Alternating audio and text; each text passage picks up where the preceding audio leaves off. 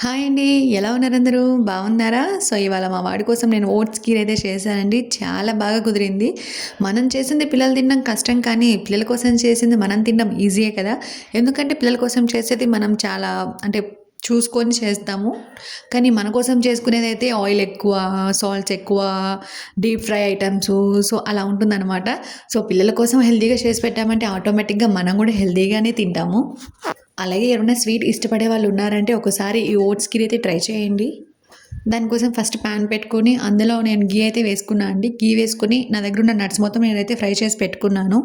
Nuts ఇలా fry చేసుకున్న తర్వాత అదే ప్యాన్‌లోకి మనం ఒక హాఫ్ లీటర్ పాలైతే పోసుకొని కొంచెం మరగనిద్దాము. ఆ మరిగేటప్పుడు మనం నానబెట్టి పెట్టుకున్న ఒక కప్పు ఓట్స్ అయితే వేసుకుందామండి. నేను ఒక 15-20 మినిట్స్ ముందు నానబెట్టి పెట్టుకున్నాను. సో, సరిపోతుంది 15-20 మినిట్స్ ఓట్స్ నానితే.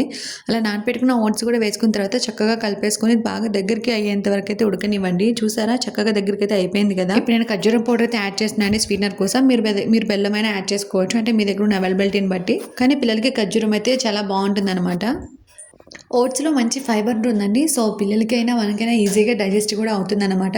సో, ఒకసారి ట్రై చేయండి. ట్రై చేసి ఎలా కుదిరిందో ఒక కామెంట్ చేయండి. అలాగే మీకు ఈ వీడియో గనుక నచ్చితే ఒక లైక్ ఇవ్వండి. అలాగే ఇలాంటి మరిన్ని వీడియోస్ కోసం నా ఛానల్‌ని సబ్స్క్రైబ్ చేసుకోండి. Thank you for watching. Bye.